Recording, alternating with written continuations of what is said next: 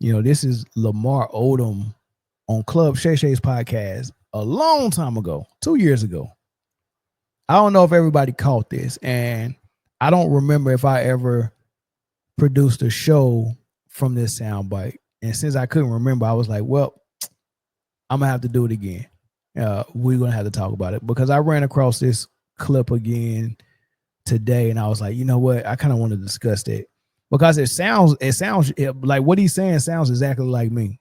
It sounds like we think alike, or what we're saying is 100% true because more people can actually see it, or he watched Man Down Sports. Either or, it's one. He probably do all. It's probably all three. Who knows?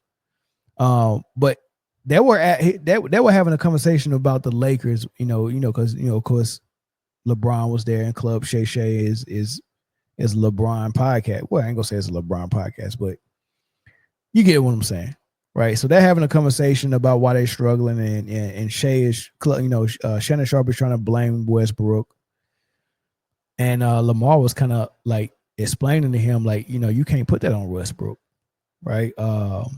But then he started describing to him like what's wrong with the NBA and how they run offenses. And it's basically what I've been saying for years, right? So listen to how he explains this. There's nothing fluid about your offense. You're giving the ball to LeBron. And let me tell you how stupid NBA teams are. Right. Ready? Ready? I'm ready. They give the ball to their best player. Right. Right. They put that player in a pick and roll. That player, most of the times, he handles the ball almost to the shot clock is at the end. Right. Then he's passing it to a player that's not as good as him and has to make or take a shot in less as time as he had the ball. So you're getting the ball to your best player. He's dribbling the ball in the pick and roll. He's handling it to half at the end of the clock and he's giving it to a player of less caliber, right, to make the play at the end of the shot clock. Right. No. That's how mostly all NBA offenses are like that. Yeah, I don't mind that. But you know what? I want to put it in a shooter's hand that's not as good as me, but that can shoot. But even if it's just a shooter, the shooter's not as good as the player that was handling the ball. Mm-hmm. That's asinine. Shannon Sharpe didn't understand it. He didn't get it. He was like, I'm fine with that. The football player, yeah, I'm good with that. Yeah. And then he thought he was smart, but I'm giving it to a shooter that can shoot. Okay. Lamar Odom is trying to let him see the light, right? Let's talk about how offenses were 90s, early 2000s, how I seen it. Like coaches back then, they wanted the play to end with their best player. Right? So especially, or the play to end with their best scorer. You get what I'm saying? So if my best player is Michael Jordan and we're running triangle offense, my best player is not the one that's primarily bringing the ball up the court, because at some point he's got to get the ball and take a shot. He's taking about 25 to 30 of them a game. Right? And it would be more if help defense wasn't coming to try to force him to get rid of the ball. So sometimes he's trying to get into taking a shot, double team comes, and now he can make that pass. If the double team never come to Michael Jordan, he might take 50 shots a game. You get what I'm saying? Like, they trying to get the ball out of his hand. That's how good of a scorer he is. But before he gets the ball, he's so good of a scorer, he takes minimal time to get to his shot. So what's really going on with the offense, you would hear Phil say this to Mike and Jordan a lot. Not yet. Don't try to take over this game yet, because he knows that, they're like a dog on a leash. I got to hold him back a little bit, because what he really want to do is go out there and just dominate. Shot every time he get it. I can score from anywhere. So as soon as I get it, it's one dribble pull up, or I'm getting all the way to the rim. Is that easy? But Phil wanted his offense to be ran. He and Tex Winter's triangle offense. I want my offense to be ran, because that's getting your teammates more involved, and that's making the team more dangerous. Right? So what will end up happening is they will come up and get into a sequence. They will run the triangle. They at least form the triangle, on one side of the floor and see what you can get out of that triangle. Right. So the ball will touch multiple hands, reverse sides. You know, they might reform the triangle on this side, you know, if they ain't get the shot on that side. But basically what's going on, we're going through progressions. We're going through the motion. It's almost like a quarterback that drops back and you got 4 receivers going out. And you look at option 1, 2, 3, and 4. And then you might have to come back. You get what I'm saying? So I'm looking at all the options, right? But if I just drop back and I never even turn to look at option 3 and 4 on this side, I just look at something going deep, the play that we was trying to scheme over or scheme open. I'm looking at that, and I'm looking at maybe some type of hot route. I don't know. But if I'm not even looking at the other half of the field, I'm making my offense more predictable, and I'm making it easier to guard. Right? So in basketball, you have to go through progressions. We're trying to score. We're trying to get an easy basket. We're trying to get something. We're trying to get something, and we're running our offense. Right? If you don't get anything off that offense, like if Scottie Pippen brings it up and he gets into the triangle and the ball hits the post, and you know we try to get a back door and the back door wasn't there, then we throw it back and then we reverse the court and then we form the triangle on this side, and then we don't get nothing that way. You got 24 seconds in the shot clock. You did all of that. You probably got it down to about 8 seconds. Now at 8 seconds, we didn't get nothing off our triangle offense. We didn't get nothing. We didn't get no easy basket, right? We didn't get anything. Now that's when you be like, all right, but we got the best player in the world. So now he comes and chases the ball in the triangle, and he gets the ball in the spot. And as soon as he get it, it's a turnaround jumper, one dribble pull up, or something of that nature in the post. You know what I'm saying? It's just that easy. He's that easy of a scorer that I'm going to let the offense, I'm going to let the 4 other guys see if they can get an easy basket for the first 12 to 15 seconds of the shot clock. And if they can't, then it comes to me and I'm getting a bucket. Right? So the best player and the best scorer is the last person to get into something a lot of times when they want to run an offense. Right? Of course, it gets the time where this player might get hot and they looking for them immediately when they come up across half court. But for the most part, they wanted to run it offense and see if I can get the 4 other guys percolating and getting something easy. Right? Now, what Lamar Odom just explained is that the offense is now just giving the ball to their best player right away. Right?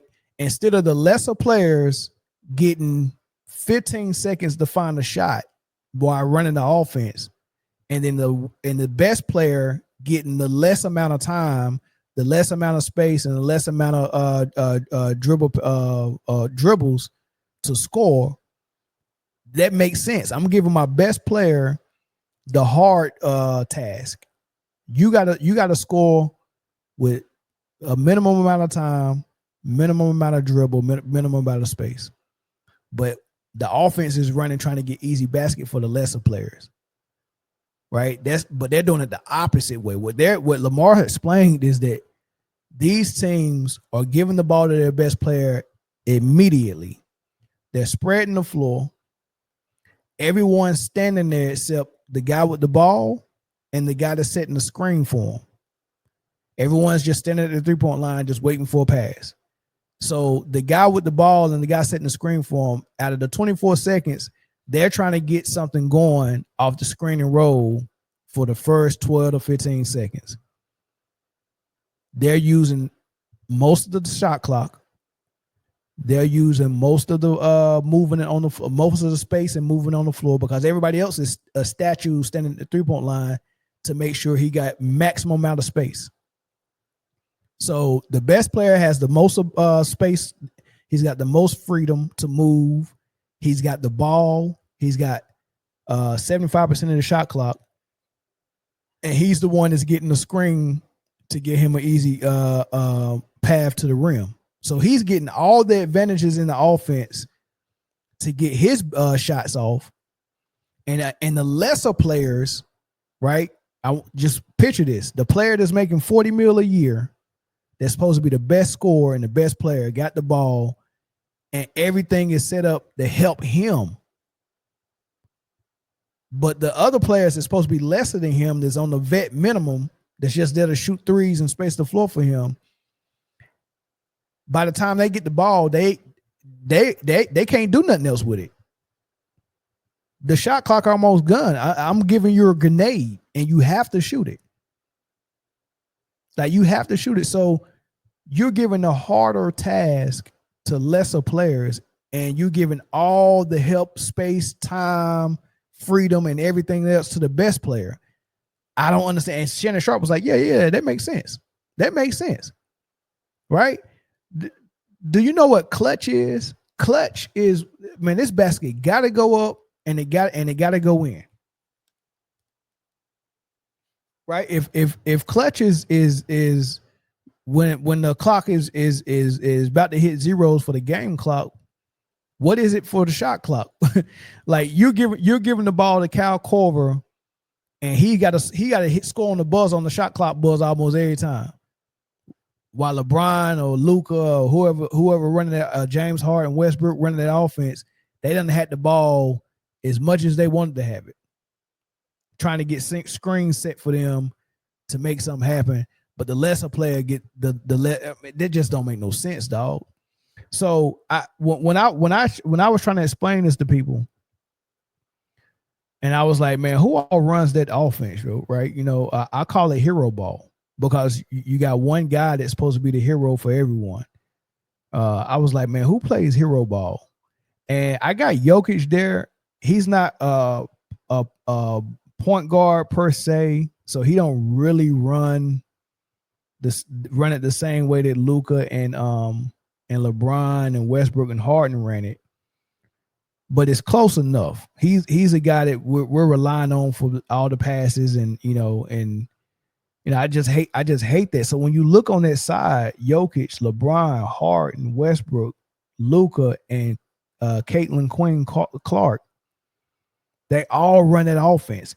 And what they all have in common is triple doubles. I mean, Westbrook averaged a triple double 3 or 4 years for a year. Jokic almost averages a triple double. LeBron is up. He's a 27-7 guy for a career.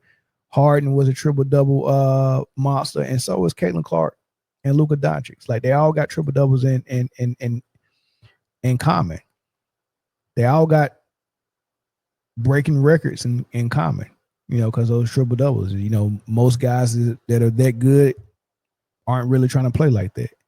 They all got stats in common. They load the stat sheet up. They all get GOAT titles from their fans prematurely, and they ain't no GOATs. They all have some issue playing defense. Every last one of them. Notice that. Notice everybody who play that style for some reason got a free license not to play defense, and it's okay. It's okay to media, it's okay to their teams, and it's okay to their fans. Like, we're okay with them not playing defense. The turnovers as well, very high, and losing. Right? In fact, you look at the one ring that Jokic got, he went Super Saiyan in the playoffs. I get it. Great job. But outside of a super team, like, I would say LeBron probably didn't have a super team when he won the bubble ring. So I give him one. And then depending on how you feel about Kevin Love, because LeBron was definitely a superstar, Kyrie was a superstar. Kevin Love, if you don't think he's a superstar, then maybe the Cavs wasn't a super team. But I think any team with 3 superstars in their prime is a super team. So if you think Kevin Love is a superstar, then they were a super team. If you don't think he was a superstar, they wasn't. So let's say the Cavs. So the bubble ring is 1. The Cavs is 2. LeBron has 2 rings without a super team. Jokic has 1 ring without a super team. So between all these triple-double stack grabbers, Caitlin Clark, Luka, Westbrook, Harden, Jokic, LeBron, it's 3 rings between them. Kobe got 5 by himself in the triangle. Tim Duncan got 5 by himself.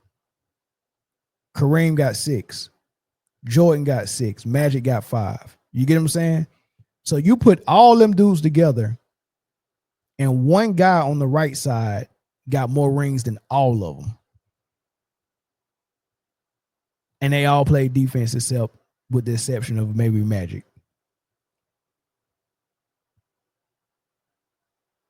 So let that sink in. Everybody who played for triple doubles got more losing attached to them than the guys who play in a real offense, who aren't trying to get all the assists and the points, who aren't padding their stats.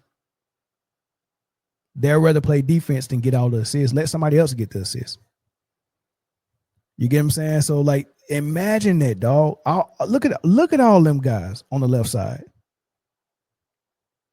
Winning is not following them. The only reason why LeBron got rings is super teams.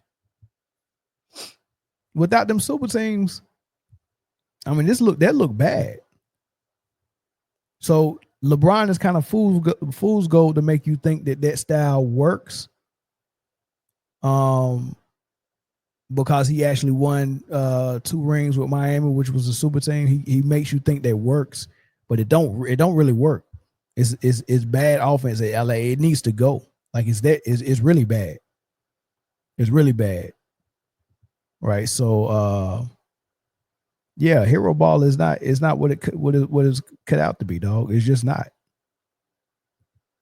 So that's my take on that. Good offense is good offense. And while I was listening to Brian Shaw, who was a Laker who won rings with the Lakers, he played in the triangle offense on the field and Tech winners. He played with Shaq and Kobe. He's on Byron Scott's podcast. He interviewed a lot of ex-Lakers. So they had this conversation about the triangle and the offense is being ran now too. They felt the same way. Now, I gave you Lamar Odom in the segment before, and he's telling you 2 years ago how bad the offenses are in the NBA. I've told you plenty of times how bad the offense is. That high screen and roll is horrible. That is death.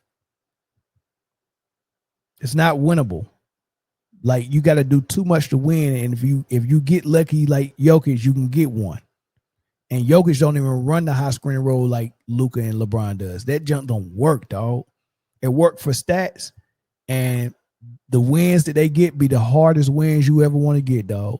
You either go blow somebody out that wasn't ready to play that day because y'all was hot and couldn't miss from 3, or you go grind out a Rocky 5 win. You know how hard Rocky's wins look? Like, man, like, dang, that. Like, why all his fights are like that? Like, it's so dramatic. And it's a good thing when it's dramatic like that, because you get to see Luka take some 30-foot 3 for the game win and bank it. Oh my God. But man, it'd be so dramatic. I'm like, dog, man, you made this so hard, dude. If y'all ran a real offense, this game wouldn't have been close at all. If they ran a real offense, the game wouldn't even be close. Like, why? If you got the best player in the league, why y'all got so many Rocky 5 wins? Why everything gotta be Rocky 5? Like, man, I remember times when Michael Jordan had the team blowed out. He on the bench, Rodman took his shoes off. They over there chilling whole 4th quarter. We out there with Steve Kerr and Judd Butchler and Bill Winnington on the bench. I mean, on the floor. Like, you know, if you got the best player and he in his prime and he done figured out the lead, dog, he's supposed to be sitting down chilling in the 4th quarter.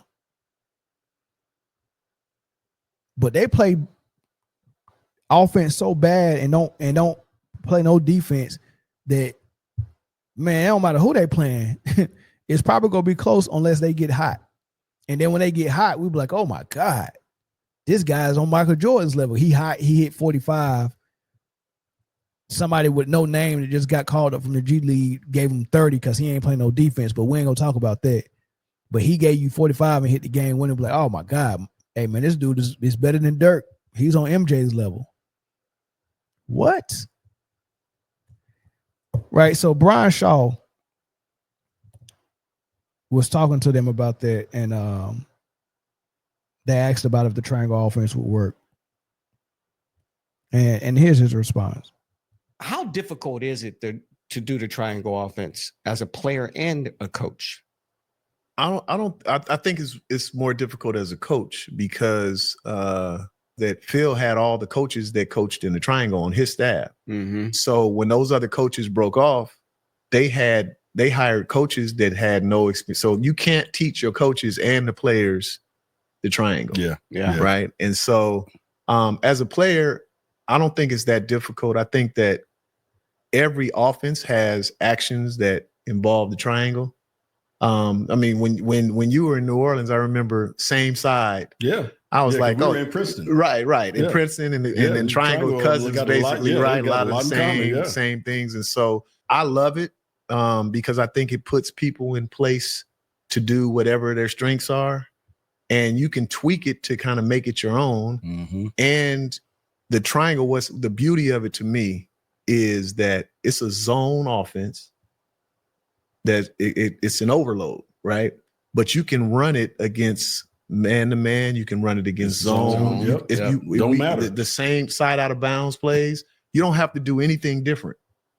And if a team presses you, you just move the triangle up to the level of the pressure. And so in the 2001 finals where we went 15-1, we got in such a groove, we didn't ever have to call anything, right? Because it's based on actions that and it's hard to scout.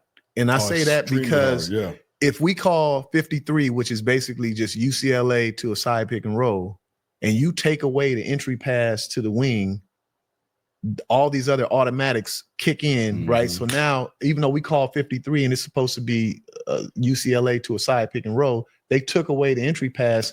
Now we lag it to the other side. It turns into something. Now it turns into center opposite. Yeah. So a scout can sit up there and say, oh, they call 53 at 7 minutes and 20 seconds of the first quarter, but we actually really ran center opposite. Now they whole scouting report is fucked up because but they don't know from the strong side to the weak side now. I mean, and they have no idea what the hell's going on. And that's what I love about it. You know what I mean? And so in today's one of the most boring things for me is everything is pick and roll.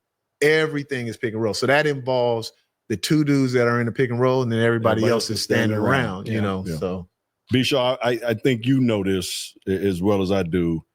When you're running that type of action, when you're running the triangle, or you're running what we call the Princeton offense back in the day, if you got players who have a high basketball IQ, like you said, you ain't got to call shit because the defense dictates what you're going to run. That's right. And so if you got players who are smart, man, they figure that shit out in a heartbeat. And again, like you said, if you're going to pressure us, we would just go farther back out because now we're going to open up the court that much more. You got more room to back cut exactly. people. So now you got set up to backdoor cuts and everything else. Yeah. So it made it so much more difficult for teams to guard you because, like you said, you can call one action. We would, like you said, we would say same side. Okay, so you take away that pass to the corner. Right. We just swing it back up top. We got a two-man game over here with a double pin down on the weak side. And it's reads. It's all it is reads. Yeah. And I think one of the reasons that they say it won't work today, players are smart enough. So Byron Scott said, one of the reasons why people say it won't work today, and we're talking about the triangle, is because players just aren't smart enough because it's all read and react. You got to know all the counters, right? And not only do you have to know all the counters as the player who's, like if you're Kobe, like all other four guys on the court got to know those as well. Like, it's got to be almost, what did they call that when, ESP? when you can speak to each other like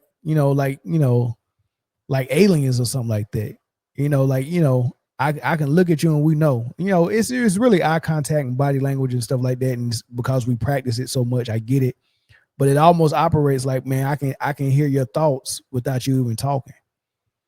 Right. That's how it is. The triangle, like you was all on the same wavelength, and people in the NBA are smart. They watch film, they catch on the tendencies and all that stuff, man. So you would think that teams would be knowing exactly what they're going to do, but this is the problem. You can know the triangle offense enough to know if they call like Byron Scott and Brian Shaw was saying, and even Kobe Bryant said this on the Knuckleheads podcast, when they call center opposites or whatever they go call. You can know that call and be like, oh, I know how they're going to start this offense, but it's multiple counters to all of those sequences based on what the defense is doing, or based on what the defense is trying to take away, or based on what the defense is giving you. So if you're overplaying to deny the ball, it's easy backdoors in that. You know, and then it's counters. I mean, it's just so many different things, man. I love watching the triangle offense. And just because you know the play don't mean you're going to know how we're going to counter it. Because we might have watched film on how y'all defend certain actions and sequences and say, well, we expect them to do X, Y, and Z with this. So this is what we're going to do to counter it. And it don't have to be the counter that you might have seen us do a couple of games ago. It's a different counter. Like, so we always got the upper hand when we're running the offense like this. It's very sophisticated. But when everyone's just saying, hey, my best player got the ball, we're going to spread the floor with shooters, we're going to set a screen, and hey, whatever the best player come up with, that's what we go live with. If he go all the way to the hole and try to get a shot, that's it. If we go to the hole and the help come and he passes it to a three-point shooter and they shoot it, that's the shot we're getting all night long. And your best player is dependent on a lesser player to pretty much win the ball game for him. But we go glaze the assist more than the shot maker. And what B. Shaw and what Byron Scott is saying is this trash. Like, we bored. We tired of watching that offense. Imagine watching the NFL and everyone is doing the read option. Even quarterbacks who can't run. Tom Brady, read option. Everyone's doing a read option. No one has that. Like, you know, the variety of what we see in the NFL, you got one team running the West Coast offense. You got one team that's in a shotgun. And they run and shoot. Well, what they used to call run and shoot back in the day, but, you know, a spread offense. You know, you got one team that's doing read option. You got one team that you know, who you know, that's run heavy, and then they get everything in the pass based off play action. You got one team that implements the wildcat. Like, it's so many different variations of offense that you run, and that's the beauty of sports in general. But then when you get to the NBA, and it's like, all right, we used to have one team like the Wizards running the Princeton offense on the what's the coach name that ran the Princeton over there? Can't remember his name, but they ran the Princeton offense with the Wizards. Of course, the Lakers was running the triangle. Of course, Jerry Sloan in Utah it was all pick and roll with Stockton and Malone. You had whatever Popovich was doing with their motion offense. You had Reggie Miller in Indiana. Everything they ran was based off Reggie Miller, off his action. Basically, you know, kind of like what Steph do with the Warriors. He's running off screens, off ball screens, and you know, most of that stuff came off of Reggie's motion and his gravity. Everybody was doing something different. But now it's no, everybody's doing high screen roll. Give your best player the ball, spread the floor, and let him make all the passes and assists or take the shot. And it's just trash. It's trash, man. All right. This is the last time I open the phone lines up, and then I'm headed to call it a night. Phone lines are open. Y'all can give us a call at the number that's scrolling on the bottom of the screen. And let me know what y'all think about this triangle offense, what Lamar Odom said, what Brian Shaw said, based on what we're seeing in the NBA with their offenses. SWAT said we got 131 in the chat, but only 74 likes. Yeah, let's get the likes up to 100, like ASAP. Let's get it up to 100. As a matter of fact, if we get the likes up to 100, I'll do another topic right after this. Yeah, and I believe Kerr said he uses concepts. Yeah, Steve Kerr uses triangle concepts as well. I mean, he played under it for he was in he was involved in the three-peat playing with it, so he learned a lot from Phil, and then he went and studied under Popovich as well. So he's probably got the best of both worlds there. Fancy, shout out to Fancy. Yeah, I promise I heard every word from your amazing takes. I appreciate you for tuning in for sure. I don't think we're gonna get no phone calls tonight. Tex Winters didn't create the training offense. He just adapted it and made adjustments. He got it from some coaching at USC. Good. That's good to know. Let's see where we at with the likes. See where we at the likes.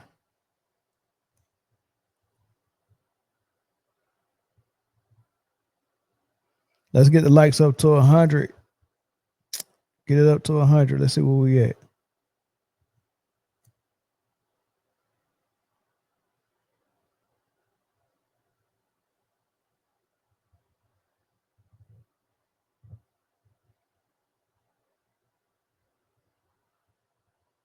Staff failed to protect.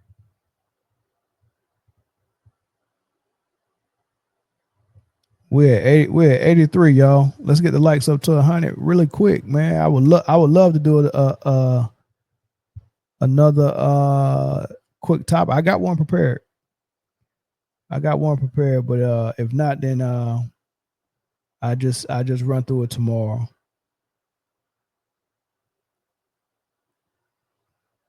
Yeah, we might not be able to get to 100, man. Y'all be cheating me on the likes, yeah. Y'all really be cheating me on the likes. Yeah, we're still at 83. All right, y'all. I appreciate it, man. Thank y'all for tuning in, so late and so short notice, man. I will probably try to see y'all again. What's today? Today is Monday night. Tomorrow will be Tuesday. I probably won't go. I'll probably go again on Thursday.